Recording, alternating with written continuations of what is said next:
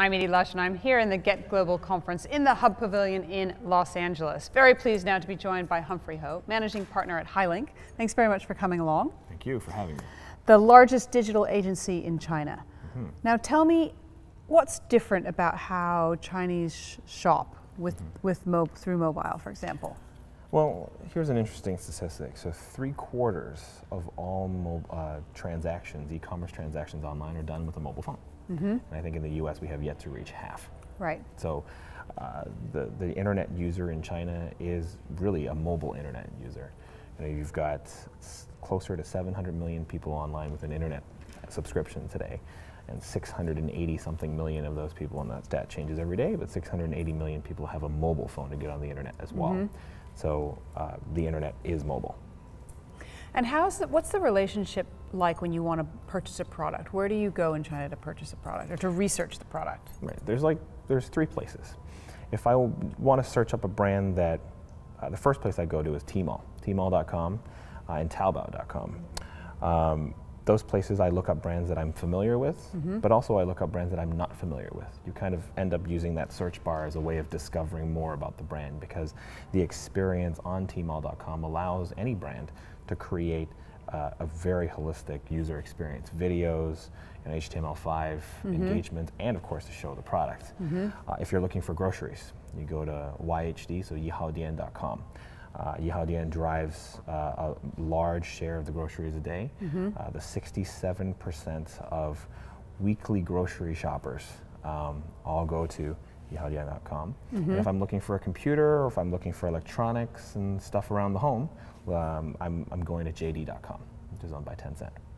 And in terms of buying groceries, how does that percentage of people, that's an incredibly large percent of people buying their groceries online, isn't it? Yes, to put that in perspective, in the US, currently, we have about 3% of all internet users who buy a piece of grocery, perishable or not, online once a week. In China, that's 67%, so that's closer to 300 million people or more are buying groceries once a week online, and that's really stemmed by one word. It's stemmed by access. The ability to have milk, the ability to have fruits, the ability to have cereals in the home tomorrow or even tonight.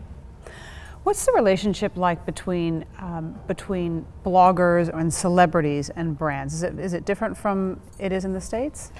Yeah, I think the relationship between bloggers and social celebrities and internet celebrities and brands is the same. Brands make celebrities in China, and it's widely accepted that branded content is A, far better produced, and B, much more entertaining. So there's a social tenet, if you will, that celebrities are trying to sell you something.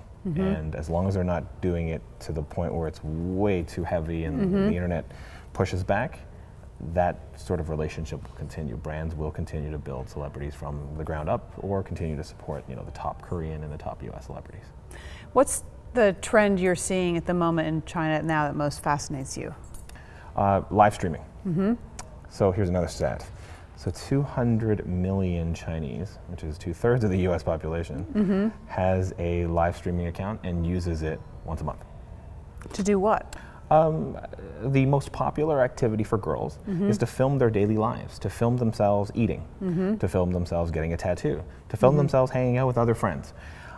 You can, as an internet celebrity, make upwards of $150,000 US a month based on your viewership, your live stream viewership, by eating noodles or by playing games. For guys, it's more about what they're doing, their travels, their experiences. Again, it stems and originates from gaming, so a lot of gaming advice, but also just reviews and commentary on new tech, unboxing, etc. Live streaming is creating its own billion-dollar economy as it is now, and brands are only starting to engage with it this year. Humphrey, it's been absolutely fascinating speaking to you. Thank you so much for stopping by the Hub Culture Pavilion here in Los Angeles, and I'm Edie Lush.